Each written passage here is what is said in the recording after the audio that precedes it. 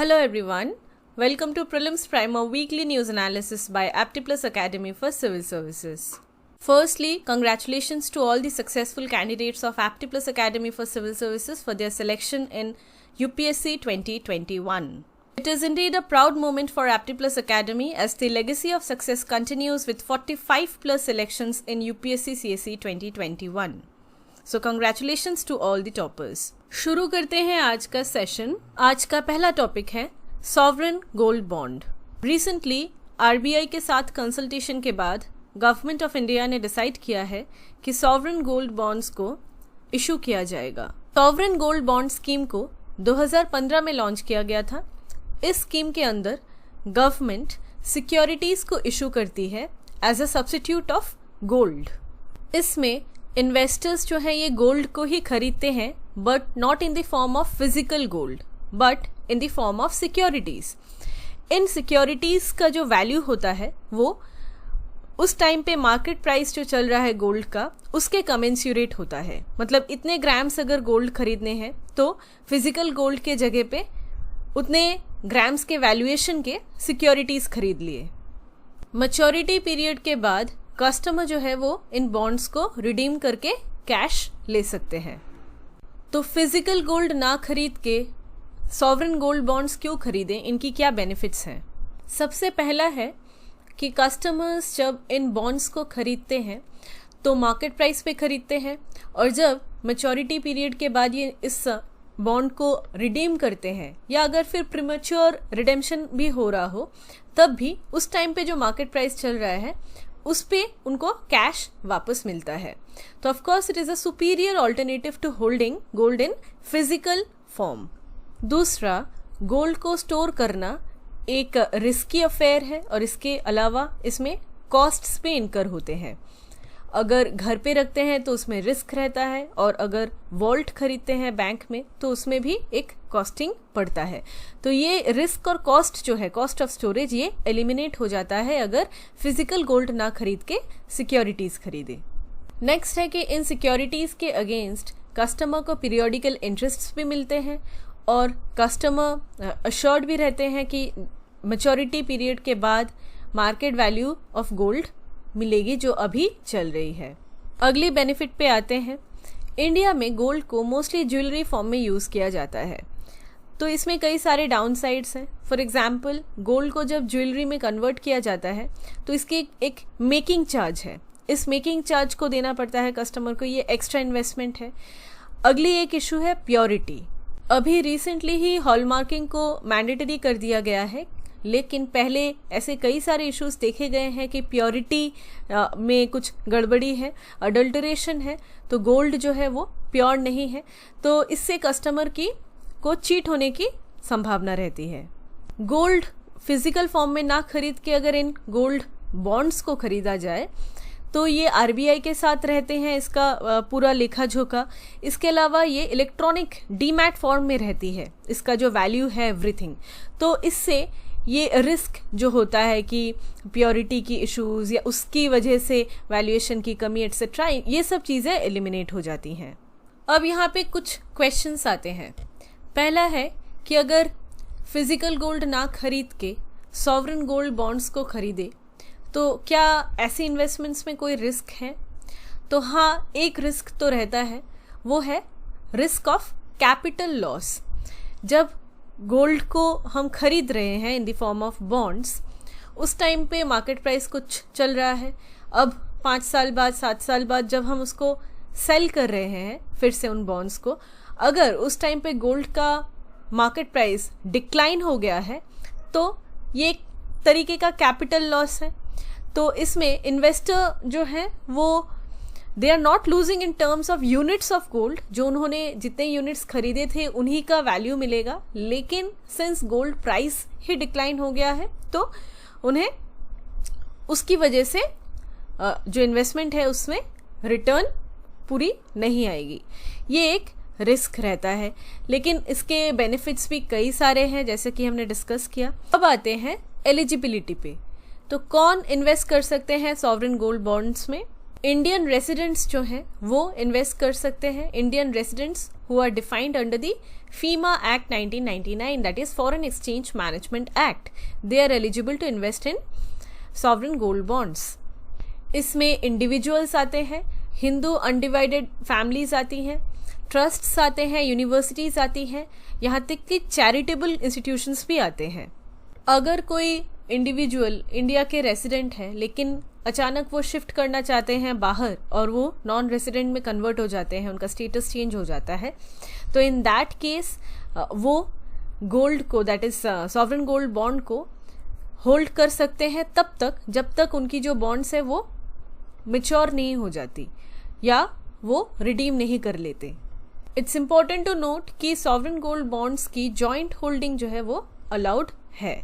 As eligibility की अगर हम बात करें तो माइनर जो है 18 साल के नीचे जो है बच्चे, वो भी अलाउड है सॉवरेन गोल्ड बॉन्ड्स में इन्वेस्टमेंट करने के लिए, लेकिन उनके बिहाफ से एप्लीकेशन जो है that has to be made by his और हर गार्डियन.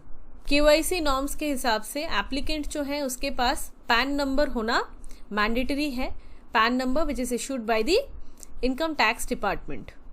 एक और बात नोट करना इम्पोर्टेंट है कि इन्वेस्टर जो है वो उनके पास सिर्फ एक ही यूनिक इन्वेस्टर आईडी होगी.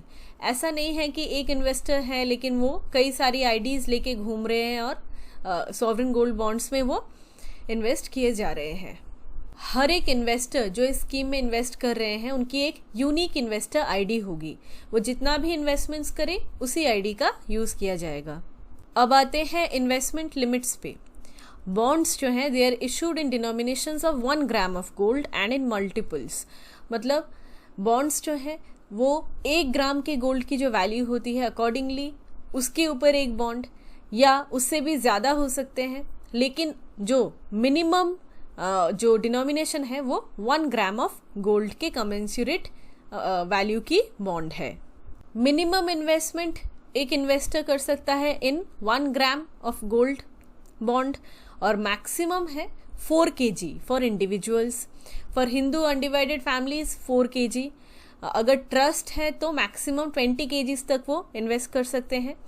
और अगर जॉइंट होल्डिंग है तो लिमिट दैट इज 4 kg जो है वही लिमिट होगी and it is applicable to the first applicant. It's important to note कि एक फैमिली में अगर 4 मेंबर है या 5 मेंबर है तो हर एक इंडिविजुअल मेंबर जो है वो अपने नाम पे एक गोल्ड बॉन्ड खरीद सकते हैं. मैक्सिमम लिमिट है 4 kg तक की. अगर एलिजिबिलिटी क्राइटेरिया फुलफिल होती है तो वो हर एक मेंबर ही खरीद सकते हैं. मतलब एक फैमिली में 4 kg नहीं, हर एक मेंबर का 4 kg तक अलाउड है. रेट ऑफ इंटरेस्ट की अगर हम बात करें तो these bonds bear interest at the rate of 2.5%. ये फिक्स्ड रेट है. 2.5% per annum on the amount of initial investment. जितनी इनिशियल इन्वेस्टमेंट की है उसके ऊपर 2.5% पर एनम. और ये इंटरेस्ट का जो पैसा है it will be credited semi annually to the bank account of the investor. मतलब हर 6 महीने में एक बार. और लास्ट जो इंटरेस्ट है, सपोज मैच्योरिटी पीरियड होने वाला है और लास्ट जो इंटरेस्ट है वो पे किया जाएगा मैच्योरिटी होने के बाद along with the principal amount. It's important to note कि सॉवरेन गोल्ड बॉन्ड्स को सिर्फ ऑथोराइज्ड एजेंसीज जो है वही इशू कर सकती हैं. बॉन्ड्स को सेल किया जाता है through branches of nationalised banks, for example state bank हो गया. शेड्यूल्ड प्राइवेट बैंक्स भी कर सकती हैं. Scheduled foreign banks, designated post offices, stock hold corporation of India limited और स्टॉक एक्सचेंजेस, जो ऑथराइज स्टॉक एक्सचेंजेस हैं वो भी कर सकती है डायरेक्टली और थ्रू देयर एजेंट्स. तो ऐसा लग सकता है कि सॉवरेन गोल्ड बॉन्ड्स को शायद जो फॉरेन बैंक्स है वो नहीं कर सकती इशू. ऐसा नहीं है. शेड्यूल्ड फॉरेन बैंक्स जो हैं वो इशू कर सकती हैं. तो किस प्राइस में इन बॉन्ड्स को सेल किया जाता है? बेसिकली जिस दिन कोई एक पर्टिकुलर कस्टमर एक गोल्ड बॉन्ड को खरीदना चाहते हैं उस डेट से पहले 3 बिजनेस डेज, उसी वीक के लास्ट 3 जो बिजनेस डेज होते हैं उसमें 999 प्योरिटी वाले जो गोल्ड है उसका क्या क्लोजिंग प्राइस रहा, उन 3 दिनों की क्लोजिंग जो प्राइसेस हैं उसका एवरेज निकाला जाता है, सिंपल एवरेज. इसे India bullion and jewellers association limited निकालती है और ये जो एवरेज प्राइस होता है यही उस बॉन्ड का प्राइस कंसिडर किया जाता है। तो बॉन्ड जब रिडीम की जाती है तो उसका क्या प्राइस कंसिडर किया जाता है, सेम ही है। जिस दिन बॉन्ड को रिडीम किया जाएगा उसके ठीक पहले 3 दिन 999 प्योरिटी वाला जो गोल्ड होता है उसका क्या क्लोजिंग प्राइस रहा मार्केट में, इन 3 दिनों की जो प्राइसेस हैं इसकी सिंपल एवरेज निकाली जाती है और पब्लिश किया जाता है by the India bullion and jewellers association limited. इस एवरेज को ही कंसिडर किया जाता है as the price of that bond और रीपेमेंट भी उसी प्राइस के ऊपर की जाती है। बॉन्ड की टेन्योर की बात करें तो वो 8 साल है, लेकिन अर्ली प्रीमेच्योर रिडेम्पशन भी अलाउड है, अर्ली एनकैशमेंट अलाउड है 5 साल के बाद। 5th ईयर के बाद, मतलब जिस डेट पे इशू हो रहा है बॉन्ड उसके 5 साल बाद रिडीम किया जा सकता है। इन बॉन्ड्स को स्टॉक एक्सचेंज में ट्रेड भी किया जा सकता है अगर ये बॉन्ड्स डीमैट फॉर्म में हेल्ड की गई है, और किसी और एलिजिबल इन्वेस्टर को इन बॉन्ड्स को ट्रांसफर भी किया जा सकता है after the 5th year. In fact in bonds को गिफ्ट भी किया जा सकता है और ट्रांसफर भी किया जा सकता है टू अ रिलेटिव, फ्रेंड या any individual who fulfils the eligibility criteria. Bonds जो है वो ट्रांसफर किए जाते हैं in accordance with the provisions of the government securities act 2006 and government securities regulation act 2007, अगर वो मैच्योरिटी से पहले ट्रांसफर किए जा रहे हैं। एक और क्वेश्चन आता है कि अगर कोई इंडिविजुअल बैंक से लोन लेना चाहते हैं और लोन लेने के लिए वो बैंक में एज अ कोलैटरल इन बॉन्ड्स को रखना चाहते हैं गिरवी, तो क्या ये पॉसिबल है? हाँ, बिल्कुल पॉसिबल है। इन सिक्योरिटीज़ को, इन बॉन्ड्स को एज अ कोलैटरल रखा जा सकता है in financial institutions, in banks, in non banking financial companies etcetera. LTV ratio, that is loan to value ratio, कितना होगा, मतलब कितने गोल्ड बॉन्ड्स के अगेंस्ट कितना लोन अलाउड है। तो ये जो RBI है ये टाइम टू टाइम कितना अलाउड है लोन देना एक particular quantity of gold bonds के अगेंस्ट, ये इसे प्रिस्क्राइब करती रहती है। It's important to note over here कि फाइनेंसिंग एजेंसी और बैंक जो है वही डिसाइड करती है कि इन सॉवरेन गोल्ड बॉन्ड्स को रख के वो लोन देना चाहती है कि नहीं। ये कोई एक इंडिविजुअल का मैटर ऑफ राइट नहीं है कि सॉवरेन गोल्ड बॉन्ड्स को दे दिया और बोला कि मुझे इसके अगेंस्ट लोन चाहिए ही चाहिए। सॉवरेन गोल्ड बॉन्ड से जो इंटरेस्ट मिलता है इन्वेस्टर को, इंडिविजुअल को, वो टैक्सेबल है। They are taxable as per the provisions of the income tax act 1961। लेकिन मैच्योरिटी के बाद जो रिडेम्पशन वैल्यू होती है बॉन्ड्स की, उसके अगेंस्ट कैपिटल गेन्स टैक्स जो है वो एग्जेम्प्टेड है। हमें पता है कि जब कोई सिक्योरिटीज़, बॉन्ड्स या कोई भी इन्वेस्टमेंट काफ़ी लंबे समय तक चलती है और उसके बाद जब इन्वेस्टर को रिटर्न्स आते हैं तो उसके ऊपर कैपिटल गेन्स टैक्स कटता है यूजुअली, लेकिन in case of sovereign gold bonds exemption दी गई है। Again it is important to note कि ये जो रिलीफ दी गई है फ्रॉम कैपिटल गेन्स टैक्स, ये सिर्फ इंडिविजुअल इन्वेस्टर्स को दी गई है according to section 47 of the income tax act. अगर कोई ट्रस्ट काफ़ी सारा गोल्ड बॉन्ड उस ट्रस्ट ने खरीदा है और उसके अगेंस्ट उसको प्रॉफिट होता है 8 साल बाद मैच्योरिटी के बाद, जब उसे वो रिपेमेंट मिलेगा तो उससे कैपिटल गेन्स टैक्स कटेगा। सिर्फ इंडिविजुअल इन्वेस्टर्स जो है उन्हें एग्जेम्पशन दी गई है from capital gains tax. Sovereign gold bonds के ऊपर TDS, that is tax deduction at source, जो होता है वो भी एप्लीकेबल नहीं है, लेकिन बॉन्ड होल्डर जो है उन्हें दूसरी जो टैक्स लॉज हैं उसके साथ कंप्लाई डेफिनेटली करना पड़ता है। जैसे कि हमने देखा कि इनकम टैक्स जो है वो इसमें मतलब इनके प्रोविजंस जो है इनकम टैक्स के वो इस पे आते हैं, तो टैक्सेबल है। लेकिन सिर्फ कैपिटल गेन्स टैक्स इंडिविजुअल के केस में नहीं लग सकती और TDS जो है वो भी एप्लीकेबल नहीं है इन बॉन्ड्स पे। बॉन्ड्स को इशू तो कर दिया, लेकिन इसके बाद जो कस्टमर सर्विसेज होती हैं वो कौन प्रोवाइड करता है? तो वो जो इशूइंग बैंक होती है या जो पोस्ट ऑफिस है या स्टॉक एक्सचेंज है, जो भी एजेंट्स हैं वही रिस्पॉन्सिबल होते हैं। नॉमिनेशन फैसिलिटी अवेलेबल है कि नहीं, बिल्कुल है। अगर कोई किसी की अनफॉर्चुनेट डेथ हो जाती है तो इन दैट केस जो नॉमिनी है वो रिडीम कर सकते हैं लेटर ऑन। और ये जो प्रोविजंस है नॉमिनेशन की, ये प्रोविजंस जो है they are according to the government securities act 2006 and government securities regulations act 2007। अब आते हैं नॉन रेसिडेंट इंडियंस के केस का। देखिए, पहले हमने डिस्कस किया था कि सिर्फ रेसिडेंट्स ही सॉवरेन गोल्ड बॉन्ड्स में इन्वेस्ट कर सकते हैं, लेकिन इन्वेस्टमेंट करने के बाद 8 साल तक का पीरियड होता है, तब जा फिर उसके बाद मैच्योर होता है ना। इन 8 सालों के बीच में अगर उस रेसिडेंट इंडियन का स्टेटस चेंज हो जाता है और वो नॉन रेसिडेंट इंडियन हो जाता है, वो बाहर शिफ्ट कर जाता है, तो इन दैट केस वो उन बॉन्ड्स को होल्ड करके रख सकता है till the date of maturity. अब अनफॉर्चुनेटली अगर उस नॉन रेसिडेंट इंडियन की डेथ हो जाती है तो फिर जो नॉमिनी है वो उस बॉन्ड का हकदार होगा। लेकिन यहाँ पे फिर 2 क्लॉज हैं। एक है नॉन रेसिडेंट इन्वेस्टर जो है उसकी जो बॉन्ड्स है उसे उसकी नॉमिनी जो है वो कब रिडीम कर पाएगी, जब वो मैच्योरिटी हो जाता है उसका उस बॉन्ड का तभी। और दूसरा ये है कि उस बॉन्ड से जो इंटरेस्ट रेज हो रहा है या मैच्योरिटी के बाद जो टोटल अमाउंट है उस इन्वेस्टमेंट का वो रिपैट्रिएबल नहीं है, मतलब उसे इंडिया के बाहर ट्रांसफ़र नहीं किया जा सकता है।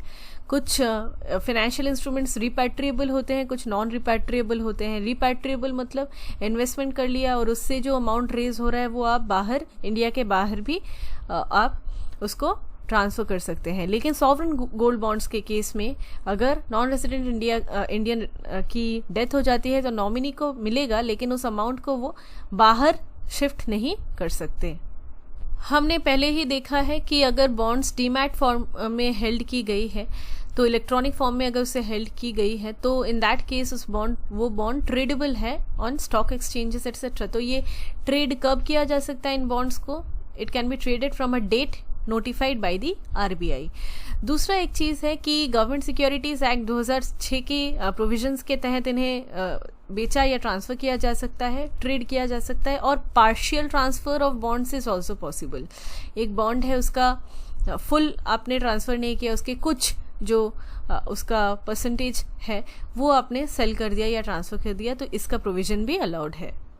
अब आते हैं कि इन बॉन्ड्स को कैसे खरीदा जाता है, how to buy sovereign gold bonds. तो 2 वेज हैं। एक है primary market, directly from RBI से आप खरीद सकते हैं। RBI comes out with new issues on a regular basis, हर मंथली बेसिस में ही ये सॉवरेन गोल्ड बॉन्ड्स को रिलीज़ करते हैं। और इसमें बैंक में अप्लाई किया जा सकता है, ब्रोकर के पास किया जा सकता है, या stock holding corporation of India का जो वेबसाइट है वहाँ पे भी अप्लाई किया जा सकता है। इसके अलावा सेकेंडरी मार्केट है, मतलब स्टॉक एक्सचेंज ऑफ कोर्स। तो सेकेंडरी मार्केट में गोल्ड बॉन्ड्स भी लिस्ट की जाती हैं। तो अगर किसी के पास डीमैट इलेक्ट्रॉनिक ट्रेडिंग अकाउंट है तो वो सेकेंडरी मार्केट से भी सॉवरेन गोल्ड बॉन्ड्स को खरीद सकते हैं।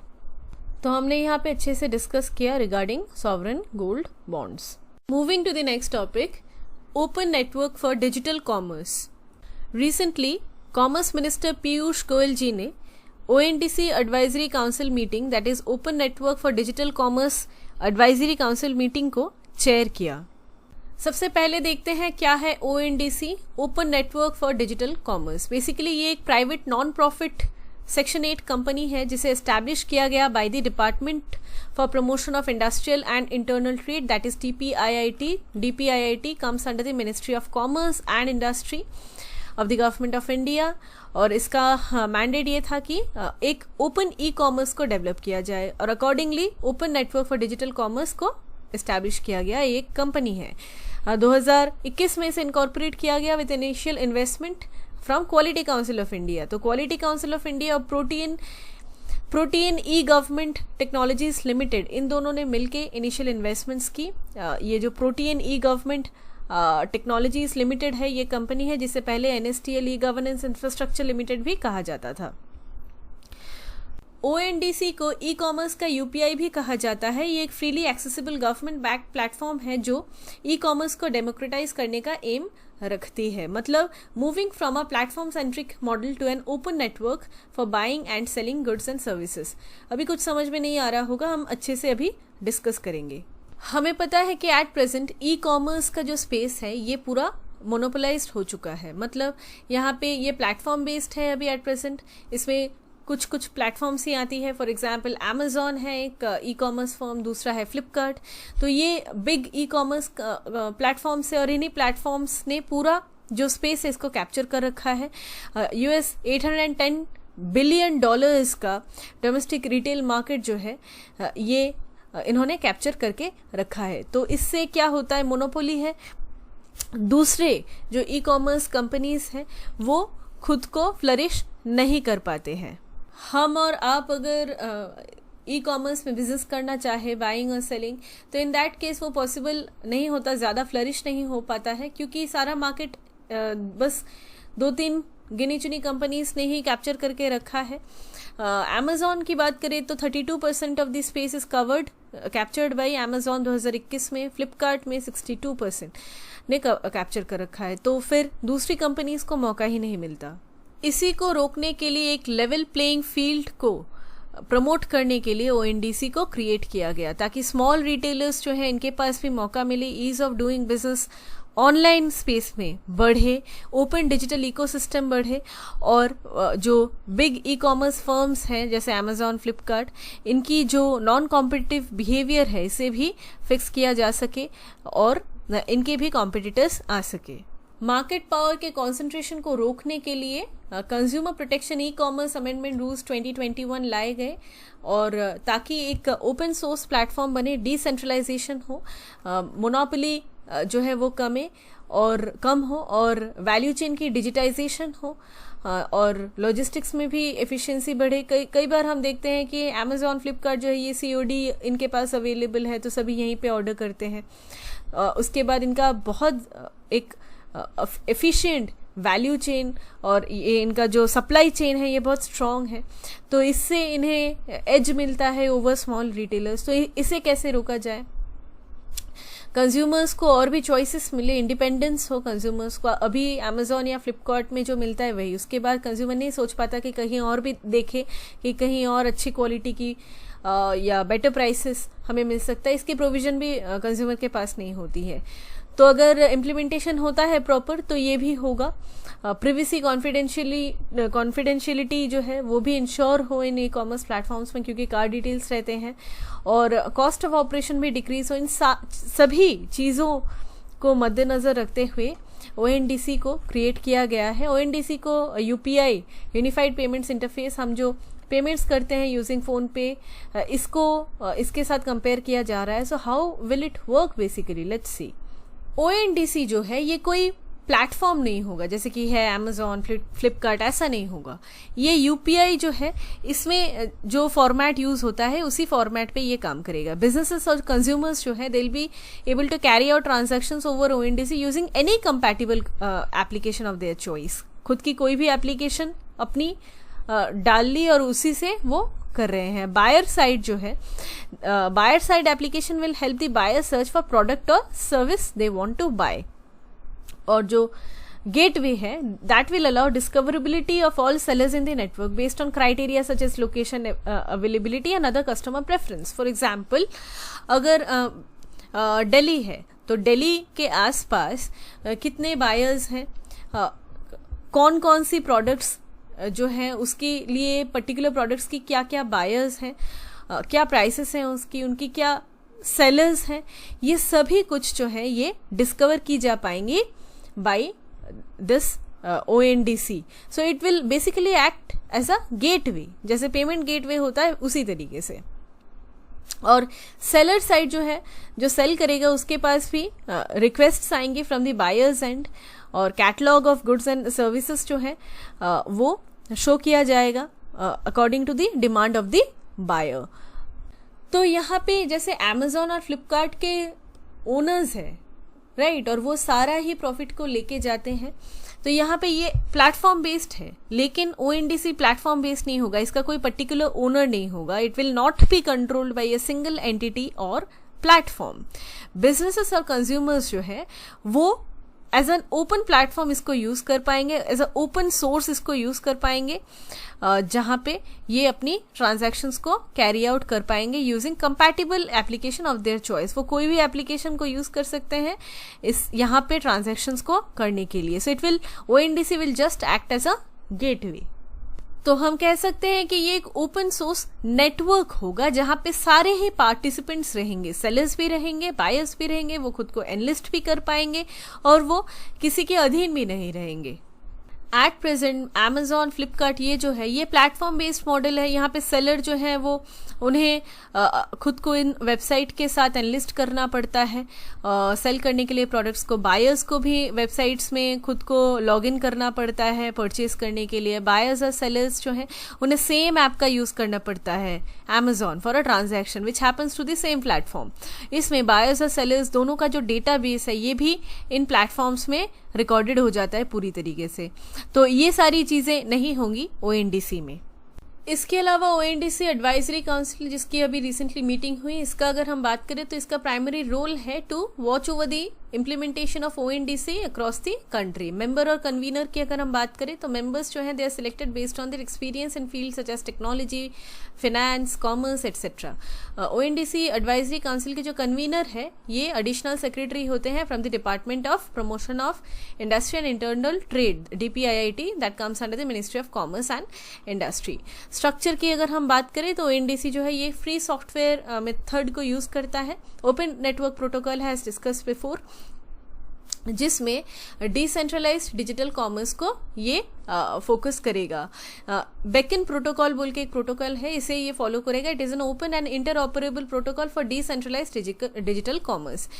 ये एक ऐसा गेटवे है जहाँ पे सिर्फ डेटा जो है वो एग्रीगेट होता रहेगा और वो डेटा अनोनिमस होगा, किसी को किसी चीज़ के लिए रजिस्टर नहीं करना पड़ेगा। पूरा एक नेटवर्क तैयार हो जाएगा एक लोकेशन के ऊपर, वहाँ पे कौन कौन जो सेलर्स है, बायर्स हैं, उनको एकत्रित करेगा एक मार्केट में। This is something like that. And यहाँ पे कोई मोनोपोली नहीं रहेगी, तो प्लेटफॉर्म के ऊपर डिपेंडेंसी जो है वो बिल्कुल भी नहीं रहेगी। बहुत ज़्यादा डिस्क्रिशन रहेगा सेलर्स और बायर्स का, और इसमें फ्रीडम भी बहुत ज़्यादा रहेगा। और जो छोटे रिटेलर्स हैं उन्हें भी काफ़ी ज़्यादा यहाँ पे सहूलियत हो जाएगी। अगली टॉपिक है इंडिया इंडोनेशिया कॉरपैट या coordinated patrol. Recently Indian navy और इंडोनेशियन नेवी के बीच में कंडक्ट हुई 38th edition of India Indonesia coordinated petrol.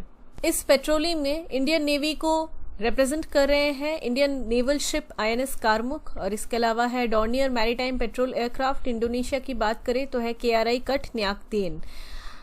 As discussed before ये 38th एडिशन है। जो दो नेवी है इंडिया और इंडोनेशिया की, ये कॉरपैट को कैरी आउट कर रहे हैं along their international maritime boundary line since the year 2002। ये पेट्रोलिंग जो है ये काफ़ी इंपॉर्टेंट है because it helps in building understanding and interoperability between the two navies, और काफ़ी सारे मेजर्स लेने के लिए ये फैसिलिटेट भी करता है ये पेट्रोलिंग, ताकि अनरिपोर्टेड अनरेगुलेटेड फिशिंग जो है, इलीगल जो है वो प्रिवेंट हो, ड्रग ट्रैफिकिंग प्रिवेंट हो, मैरीटाइम टेररिज्म प्रिवेंट हो, रॉबरी, पायरेसी ये सब प्रिवेंट हो। इस पेट्रोलिंग की वजह से इंडिया और म्यांमार में जो फ्रेंडशिप है across the Andaman sea and straits of Malacca, ये काफ़ी ज़्यादा अच्छे से और भी प्रमोट होता है। The next topic is Keibul Lamjao national park. अभी रिसेंटली मणिपुर में एक हेरिटेज पार्क को अनाउंस किया गया जो केबुल लमजाओ नेशनल पार्क के पास जिसे बनाया जाएगा। This park is in Bishnupur district of Manipur. Keibul Lamjao national park world की सिर्फ इकलौती एक फ्लोटिंग वाइल्ड लाइफ सैंक्चुरी है जो मणिपुर के लोकतक लेक पे फ्लोट करती है। ये नेशनल पार्क जो है ये एक वेटलैंड इकोसिस्टम है and it is famous for phumdis. कुछ इस तरीके से देखने में होती है फुमडीज। फुमडीज जो है ये डेड और डीकेइंग फ्लोरा, जो पेड़ पौधे फ्लावर्स हैं, इसकी जो डेड और डीकेइंग पार्ट्स हैं ये इसी से बनी होती है। ये एक कारपेट जैसा बन जाता है and it floats on the surface of the lake. Lake की 1/5 ऑफ द सर्फेस जो है it is covered with phumdis. इन फुमडीज के ऊपर ग्रासेस भी उगते हैं and they reach up to a height of 15 feet. Keibul Lamjao national park जो एकमात्र एक वर्ल्ड की इकलौती फ्लोटिंग वाइल्ड लाइफ सैंक्चुरी है जो लोकतक लेक के ऊपर स्थित है। इसी नेशनल पार्क में रहते हैं सांगाई। सांगाई जो है ये एक तरीके के डियर है, ये ब्राउन एंटलर्ड डियर है और ये मणिपुर के स्टेट एनिमल भी है। तो पूरी दुनिया में सांगाई जो है सिर्फ यहीं पे मिलते हैं। सांगाई जो है ये काफ़ी ज़्यादा डेंजर में है क्योंकि लॉस ऑफ हैबिटेट हो रहा है। रीज़न क्या है, सांगाई फुमड़ीज़ के ऊपर रहते थे लेकिन फुमड़ीज़ जो है ये अभी धीरे धीरे ख़त्म हो रही है और ये सांगाई का जो वेट है उसे कैरी नहीं कर पा रही है because of A number of factors. एक है इन्वेजिव प्लांट स्पीशीज़ ने फुमड़ीज़ की जगह ले ली है। इन्वेजिव हमें पता है ऐसी प्लांट्स होती हैं जो बहुत ज़्यादा मल्टीप्लाई करने लगती हैं और जो एक एरिया में जो दूसरे प्लांट्स उगते हैं उन्हें वो उगने नहीं देती है और वो डोमिनेट करने लगती है पूरे रीजन को। तो वहाँ का जो फ्लोरा है वो अफेक्टेड हो जाता है। इसी को कहते हैं इन्वेसिव प्लांट स्पीशीज। एग्जाम्पल है प्रोसोपिस जूलीफ्लोरा एक एग्जाम्पल है। तो यही डिफरेंट टाइप्स की जो इन्वेसिव प्लांट स्पीशीज हैं ये फुमड़ीज की जगह ले रही हैं अभी यहाँ पे उग के। और फार्म प्रैक्टिसेस के वजह से इंक्रोचमेंट भी हो रही है केबुल लमजाओ नेशनल पार्क की। लोकल जो वेजिटेशन है वो काफ़ी ज़्यादा अफेक्टेड हो रही है because of poaching and illegal fishing. 240 square feet की ये जो लेक है ये फुमड़ीज़ को न्यूट्रिशन प्रोवाइड करती है। फुमड़ीज़ की जो रूट्स है ये लेक बेड में पहुंच जाती है ड्राई सीजन में, लेकिन जैसे ही फिर से मानसून होने लगता है सो दे स्टार्ट राइजिंग अगेन। अब इस प्रोसेस में भी दिक्कत आ गई क्योंकि 1980s में इठाई हाइड्रो पावर डैम बनाया गया और ये जो नेचुरल प्रोसेस होता है जिसमें फुमड़ीज़ बिल्कुल ये जो इनकी रूट्स हैं ये लेक बेड में चली जाती हैं और फिर से वो मानसून सीजन में वो राइज करने लगती हैं। इसमें भी दिक्कतें आने लगी क्योंकि ये डैम जैसे ही बन गया तो ये नेचुरल प्रोसेस पूरी तरीके से इंटरप्ट हो गया। डैम के बनने की वजह से अभी पूरे साल यहाँ पे लेक में पानी का लेवल काफ़ी हाई रहता है। पानी का लेवल हाई रहता है इसीलिए फुमड़ीज़ जो है वो सिंक नहीं कर पाती। फुमड़ीज़ अगर सिंक नहीं कर पाएगी तो वो जो रिक्वायर्ड न्यूट्रिएंट्स हैं वो उन्हें अब्जॉर्ब नहीं कर पाती लेक बेड से। उन्हें अब्जॉर्ब नहीं कर पाती तो वो थिक नहीं रह पाती जितनी थिकनेस उनकी होनी चाहिए। जितनी थिकनेस इनफ होती है सांगाई डियर को सपोर्ट करने के लिए, इसीलिए ये फुमड़ीज़ धीरे धीरे डिप्लीट कर रही है और and they are falling apart. और ये एक बिल्कुल एक साइकिल है, फुमड़ीज़ नहीं है तो सांगाई डियर की जो पॉपुलेशन है उसमें भी अफेक्ट देखने को मिल रहा है। केबुल लमजाओ नेशनल पार्क जो है ये 4000 से भी ज़्यादा फिशरमैन को लाइवलीहुड प्रोवाइड करती है, उनके फैमिलीज़ को। एंड जो ये इन स्मॉल हट्स में रहती हैं इस लेक के आसपास यहाँ पे, और यहीं पे इंडिया की सबसे पहली फ्लोटिंग एलिमेंट्री स्कूल है इसी लेक पे जिसे 2017 में एस्टैब्लिश किया गया। मणिपुर की जो मेतेई ट्राइब है ये इस लेक को अपनी mother the giver of life consider करती है राइटली। अगली टॉपिक है नालंदा महाविहार। रिसेंटली बिहार के नालंदा महाविहार में 8th international day of yoga 2022 को सेलिब्रेट किया गया और यहाँ पे union minister for power and new and renewable energy ने ज्वाइन भी किया। नालंदा महाविहार जो है ये इसे ओल्ड नालंदा यूनिवर्सिटी भी कहते हैं बिहार की। ये यूनेस्को वर्ल्ड हेरिटेज साइट है और यहाँ पे 5th सेंचुरी BC से 13th सेंचुरी BC में जो आर्कियोलॉजिकल रिमेन्स हैं वो यहाँ से मिलते हैं। एट प्रेजेंट टोटल हमारी 40 आपकी वर्ल्ड हेरिटेज साइट्स हैं इंडिया में। लास्ट थी ढोलावीरा, लेकिन नालंदा महाविहार जो है ये 26th कल्चरल साइट है इंडिया की जिसे वर्ल्ड हेरिटेज स्टेटस दिया गया है। 5th सेंचुरी AD में गुप्ता डायनेस्टी रूल कर रही थी और गुप्ता डायनेस्टी के रूलर कुमारगुप्ता I ने नालंदा महाविहार नालंदा यूनिवर्सिटी को एस्टैब्लिश किया था। It was the earliest planned university in the Indian subcontinent.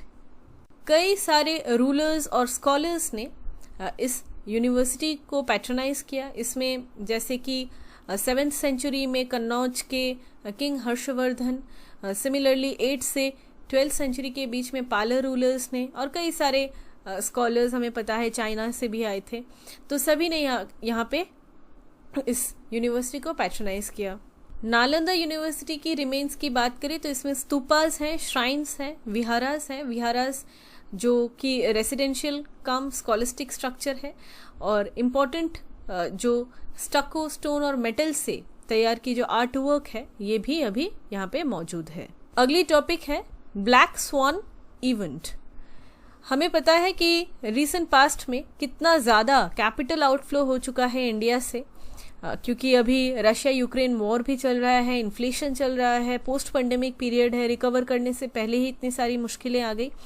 तो इंडिया से अराउंड $100 बिलियन जो है वो आउटफ्लो हो चुका है इतने कैपिटल का। तो it's a major global risk scenario now, और रिजर्व बैंक की एक स्टडी बोल रही है कि ऐसा हो सकता है कि इंडिया अभी ब्लैक स्वान इवेंट को विटनेस करे।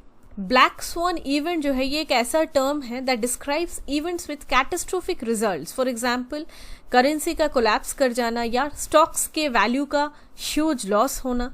इकोनॉमिस्ट्स के अकॉर्डिंग ये जब ऐसी इकोनॉमिक सिचुएशन आ जाती है जिसे कोई भी इकोनॉमिक मॉडल डिफाइन नहीं कर पाती, प्रेडिक्ट नहीं कर पाती, तो इसी को कहते हैं ब्लैक स्वान इवेंट। ये जो टर्म है black swan event, it was popularised by Nassim Nicholas Taleb. ये एक फाइनेंस प्रोफेसर थे, राइटर थे वॉल स्ट्रीट पे यहाँ पे, और इन्होंने ब्लैक स्वान इवेंट की बात की थी in the year 2007, just prior to the events of 2008 financial crisis, जो हमें पता है। 2008 में सब प्राइम लेंडिंग क्राइसिस तो हुई थी, हमें पता है। इसके अलावा जिम्बाब्वे में भी एक हाइपर इन्फ्लेशन देखा गया था। It was the worst hyper inflation of 21st century, जहाँ पे इन्फ्लेशन रेट 79.6 बिलियन % तक चला गया था। तो ऐसा एक amount which is nearly impossible to predict और पूरी कंट्री की जो फिनेंस है इसे रूइन कर सकती है इजीली, तो ऐसी एक सिचुएशन आ गई थी। तो इसी समय इसीलिए काफ़ी ज़्यादा ये वोग में था ये term, that is black swan event. Recent example की बात करें तो कोविड-19 जो है ये है, इस पेंडेमिक ने पूरी ग्लोबल मार्केट को, ग्लोबल इकोनॉमी को डिसरप्ट करके रख दिया अक्रॉस दी वर्ल्ड। तो कब कहते हैं कि स्टॉक मार्केट में ब्लैक स्वान इवेंट हुआ है? Black swan event stock market में हुआ है ऐसा तब कहा जाता है जब मार्केट जो है वो क्रैश कर जाता है, एंड ये जो क्रैश करता है दिस एक्सीड 6 स्टैंडर्ड डिविएशन जो होता है नॉर्मल डिविएशन, वो 6 से भी ज़्यादा डिविएशन हो गया है, making it an extremely rare situation, rare standpoint. तो तभी कहते हैं कि स्टॉक मार्केट में भी ब्लैक स्वान इवेंट हुआ है। स्वान जो है वो यूजुअली वाइट होती है, लेकिन अगर स्वान ब्लैक है तो वो काफ़ी एक रेयर सिचुएशन है, क्योंकि ब्लैक स्वान्स काफ़ी रेयरली देखी जाती है। इसी को मद्देनजर रखते हुए, इसी के एनालॉजी से इकोनॉमिक ऐसी डिसरप्शन को ब्लैक स्वान इवेंट का नाम दिया गया। एक और होता है grey swan event. Grey swan event जो है ये ब्लैक स्वान इवेंट से थोड़ी सी बेटर होती है, जिसमें आप इकोनॉमिक सिचुएशन को प्रोबेबिलिटी के थ्रू प्रेडिक्ट थोड़ा बहुत कर सकते हैं, लेकिन ब्लैक स्वान में बिल्कुल भी नहीं किया जा सकता, तो वो रेयरेस्ट होता है। Moving to the next topic, Kabul. अभी रिसेंटली अफगानिस्तान के काबुल में एक टेररिस्ट अटैक हुआ। अफगानिस्तान जो है ये ऑफिशियली अभी से कहा जाता है Islamic Emirate of Afghanistan, landlocked country है जो सेंट्रल एशिया और साउथ एशिया के क्रॉस रोड्स में लोकेटेड है। इसे हार्ट ऑफ एशिया भी कहा जाता है, and it is bordered by Pakistan, Iran, Turkmenistan, Uzbekistan, Tajikistan, China. North east में इंडिया के साथ भी इसका बॉर्डर है, लेकिन ये जो एरिया है it is a part of Pakistan occupied Kashmir. Kabul जो है ये लार्जेस्ट सिटी है अफगानिस्तान की और कैपिटल भी है। अफगानिस्तान ऑफ कोर्स एक स्ट्रेटेजिक लोकेशन है which lies along the historic silk road, और इसे ग्रेव यार्ड ऑफ एम्पायर्स भी कहा जाता है, क्योंकि कई सारे एम्पायर्स जो हैं यहाँ पे स्थित थे। अराउंड 40.2 मिलियन पॉपुलेशन है अफगानिस्तान की। पाश्तून्स, ताजिक्स, हज़ारास, उज्बेक्स यहाँ की एथनिक पॉपुलेशन है। लार्जेस्ट एथनिक पॉपुलेशन पश्तून्स है, 39% ऑफ पॉपुलेशन को ये रिप्रेजेंट करती है। ताजिक्स जो है ये सेकेंड लार्जेस्ट ग्रुप है जो 37% ऑफ द पॉपुलेशन को करती है। 99.7% अफगान पॉपुलेशन मुस्लिम है, सुन्नी सेक्ट में बिलोंग करती है। प्रोमिनेंटली यहाँ पे नेचुरल रिसोर्सेज जो मिलते हैं इसमें लिथियम, आयरन, जिंक और कॉपर आते हैं। अफगानिस्तान जो है ये लार्जेस्ट प्रोड्यूसर ऑफ ओपियम है। अफगानिस्तान के कई सारी पार्ट्स जो है वो ड्राई है और यहाँ पे कॉन्टिनेंटल क्लाइमेट है। हार्श विंटर्स रहते हैं सेंट्रल हाईलैंड्स पे। अफगानिस्तान का जो सैफरन है ये वर्ल्ड का best, one of the world's best saffron माना जाता है। और यहाँ पे पोमेग्रेनेट्स, ग्रेप्स, एप्रिकॉट्स, मेलन्स भी और ड्राई और फ्रेश फ्रूट्स भी काफ़ी ज़्यादा मिलते हैं। अगली टॉपिक है पेमेंट्स विजन 2025। रिसेंटली आरबीआई ने डिजिटल फाइनेंस पेमेंट्स विजन 2025 को रिलीज किया इन the form of a document. Proper payment system का होना बहुत इंपॉर्टेंट होता है for economic development, financial stability और ये फाइनेंशियल इंक्लूजन को भी प्रमोट करता है। इसलिए बहुत ज़रूरी है कि safe, secure, reliable, accessible, affordable और एक एफिशिएंट पेमेंट सिस्टम बने। रिसेंटली जो पेमेंट्स विजन 2021 रिलीज किया है आरबीआई ने, इसका मकसद ये है कि हर एक इंडियन के पास कई सारे ई पेमेंट ऑप्शंस रहे। ऐसे ऑप्शंस जो सेफ हो, सिक्योर हो, कन्वीनियंट हो, अफोर्डेबल हो, क्विक हो और ये जो है ये जुड़े रहेंगे अक्रॉस 4 गोल पोस्ट्स, जिसमें कंपटीशन रहेगा इन ई पेमेंट ऑप्शंस के बीच में। कॉस्ट जो होगा वो कम होगा, कन्वीनियंट होगी और confidence, C4, that is competition, cost, convenience and confidence. Payments vision 2025 का जो कोर थीम है वो है e payments for everyone, everywhere and every time. So there are 4 E's over here. Bharat में पेमेंट सिस्टम का एक स्ट्रक्चर्ड डेवलपमेंट हो, यही इस विजन का मकसद है। पेमेंट विजन डॉक्यूमेंट्स जो हैं ये पीरियोडिकली निकाले जाते हैं। 2001 से इसकी शुरुआत की गई। पेमेंट विजन 2025 की अगर हम गोल पोस्ट्स की बात करें तो ये 5 गोल पोस्ट्स के अक्रॉस ये फैला हुआ है। ये क्या क्या है? Integrity, inclusion, innovation, institutionalisation and internationalisation. ये 5 गोल पोस्ट्स जो है ये आरबीआई के डिजिटल फाइनेंस आर्किटेक्चर के ऊपर बेस्ड है। डिजिटल फाइनेंस आर्किटेक्चर में जो बड़े बड़े फिनटेक कंपनीज हैं, बिग टेक से इन्हें रेगुलेट करना, बाय नाउ पे लेटर का जो प्रोविज़न है इसमें और भी सुधार लाना पेमेंट सिस्टम में।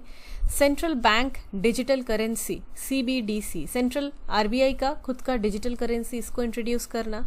क्रेडिट कार्ड्स के साथ बैंकिंग प्रोडक्ट्स को कंपोनेंट को कनेक्ट करना, इंटीग्रेट करना। फॉर एग्जांपल यूपीआई को क्रेडिट कार्ड के साथ अभी रिसेंटली इसके लिए काम शुरू भी हो गया है। क्रेडिट कार्ड को यूपीआई के साथ जोड़ा जाएगा। तो ये सभी जो चीज़ें हैं ये इस आर्किटेक्चर में आती हैं जो इंश्योर करेगी कि इंटेग्रिटी रहे, फाइनेंशियल इंक्लूजन रहे, इनोवेशन रहे पेमेंट सिस्टम में, इंस्टीट्यूशनलाइजेशन और इंटरनेशनलाइजेशन भी हो। इंटरनेशनल जो बेस्ट प्रैक्टिसेस हैं वो इंडिया में आए। गोल्स को अचीव करने के लिए टोटल 47 इनिशिएटिव्स लिए जाएंगे पेमेंट विजन 2025 के तहत, जिसका मकसद होगा 10 आउटकम को अचीव करना बाय 2025। ये क्या आउटकम है, क्या गोल्स हैं, बहुत इंपॉर्टेंट है। एक है चेक बेस्ड पेमेंट्स का जो वॉल्यूम है वो कम हो जाए और भी it should be less than 0.25% of the total retail payments. क्यों ऐसा कहा जा रहा है? चेक बेस्ड पेमेंट्स को कम अगर हम करेंगे इसका मतलब क्या हो रहा है कि ई पेमेंट बढ़ा होगा तभी चेक बेस्ड पेमेंट्स कम हो रहा होगा। और इस डॉक्यूमेंट का, इस विजन का मेन ऑब्जेक्टिव ही है कि ई पेमेंट सिस्टम को और भी कंट्री में दुरुस्त करना। दूसरा है कि डिजिटल पेमेंट ट्रांजैक्शंस में की जो रेट है उसे 3 गुना तक बढ़ाना। नेक्स्ट है यूपीआई की जो एनुअल ग्रोथ है, एवरेज एनुअल ग्रोथ, उसमें 50% तक की ग्रोथ हो बाय 2025। NEFT और IMPS में 20% तक की ग्रोथ हो, ये टारगेट है। अगली है जो पेमेंट ट्रांजैक्शन की टर्नओवर होती है पूरे कंट्री में, वो जीडीपी की 8% तक हो जाए। डेबिट कार्ड ट्रांजैक्शंस जो है, जो पॉइंट ऑफ सेल मशीन्स के थ्रू जिन्हें यूज़ किया जाता है, वो भी 2025 तक बढ़ के हो जाए 20%। डेबिट कार्ड यूसेज जो है वो क्रेडिट कार्ड से ज़्यादा डेबिट कार्ड यूज़ होना चाहिए इन terms of value. Prepaid payment instruments PPI transactions, जिसमें एग्जाम्पल है पेटीएम, मोबीक्विक एट्सेट्रा, इससे जो पेमेंट की जाती है इसकी भी जो अमाउंट है वो बढ़े बाई 150% 2025 तक। और इंडिया में कार्ड एक्सेप्टेंस की इंफ्रास्ट्रक्चर भी बढ़े 250 लाख तक। कार्ड एक्सेप्टेंस इंफ्रास्ट्रक्चर मतलब हम देखते हैं कि वेरियस शॉपिंग मॉल्स एक्सेट्रा में जो POS machines, point of sale machines use की जाती हैं, जिसमें क्रेडिट कार्ड, डेबिट कार्ड जो होता है उसे यूज़ किया जाता है। इसी तरीके से डिफरेंट जो और भी चीज़ें हैं जिससे डिजिटल ट्रांजैक्शंस प्रमोट होती हैं, इसके नंबर्स को बढ़ाना। मोबाइल बेस्ड ट्रांजैक्शंस की जाती हैं, फ़ोन पे एट्सेट्रा, गूगल पे एट्सेट्रा, तो इन सब की कस्टमर बेस को बढ़ाना बाई 50%। और इंडिया में जो कैश इन सर्कुलेशन है इसको रिड्यूस करना as a percentage of GDP. तो यही सारी ये 10 आउटकम्स होनी चाहिए बाई 2025, यही विजन है ऑफ दिस पेमेंट विजन 2025। इस विजन के अंदर जो इनिशिएटिव्स लिए जाएंगे इन आउटकम्स को अचीव करने के लिए वो टोटल 47 है, तो इतने सारे इम्पोर्टेंट नहीं हैं, आप कुछ कुछ यहाँ पे देख सकते हैं क्या क्या किए जाएंगे। डिजिटल पेमेंट्स प्रोटेक्शन फंड किया जाएगा, एक जियो टैगिंग की जाएगी डिजिटल पेमेंट इंफ्रास्ट्रक्चर और ट्रांजैक्शंस की, ताकि फ्रॉड ना हो सके।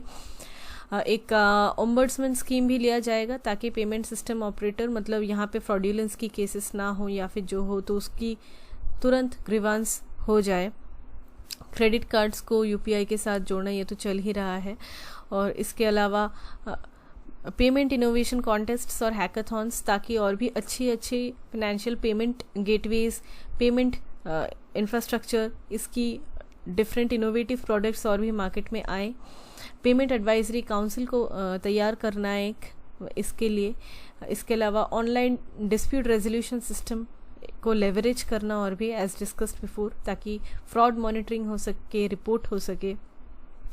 इंटर ऑपरेबिलिटी रहे कॉन्टैक्टलेस कार्ड पेमेंट्स में, कोई गूगल पे से करता है, कोई फ़ोन पे से करता है। हम देखते हैं कि गूगल पे से फ़ोन पे भी आजकल पैसे भेजे जा सकते हैं। तो ये इंटर ऑपरेबिलिटी है। अगर और भी प्रोडक्ट्स हैं उनमें भी अगर इस तरीके की कोऑर्डिनेशन रहे, इंटर ऑपरेबिलिटी रहे, तो कस्टमर्स के लिए ही बेहतर है। इसके अलावा NEFT, RTGS, IMPS, इनमें भी और भी सुधार लाना, और geo tagging, efficient check processing, ताकि वन नेशन वन ग्रिड के आर्किटेक्चर के ऊपर जो बेस करके चेक प्रोसेसिंग जो है वो अच्छे से हो जाए अक्रॉस द कंट्री। तो यही सारी डिफरेंट इनिशिएटिव्स टोटल 47 हैं, ये इन्हें लाया जाएगा to give shape to this vision, payments vision 2025। Let's discuss some practice questions now. आपको बताना है कौन से ट्रू हैं, कौन से false. Number 1, minimum investment in the sovereign gold bond shall be 1 gram with a maximum limit of subscription of 4 kgs for individuals, 4 kgs for Hindu undivided families, and 40 kgs for trusts and similar entities. Number 2, Open Network for Digital Commerce, or ONDC, is a freely accessible government-backed platform that aims to democratize e-commerce by moving to a platform-centric model by buying and selling goods and services. Number 3, the term Black Swan event describes events with catastrophic results like the collapse of a currency or a huge stock value loss. Economists use the term for events that economic models couldn't predict. Number 4, drop in water levels is now preventing the Fumdis from sinking and absorbing the nutrients that they need to stay thick enough to support the Sangai deer in Kebul Lamjao National Park. They are now depleting and falling apart. Number 5, more than 10 times increase in number of digital payment transactions. This is one of the target outcomes of Payments Vision 2025. Number 6. Increase in debit card transactions at point of sale machines by 20% is one of the target outcomes of Payments Vision 2025. Number 7. Afghanistan was a strategic location along the historic Silk Road, and it has been rightly described as a graveyard of empires. Number 8. Foreign banks are not allowed to sell sovereign gold bonds. Number 9. Recently, the 40th edition of India-Indonesia Coordinated Patrol between Indian Navy and Indonesian Navy was conducted. Number 10. Afghanistan is the largest producer of opium in the world. With this, we come to an end of this session. Thank you so much.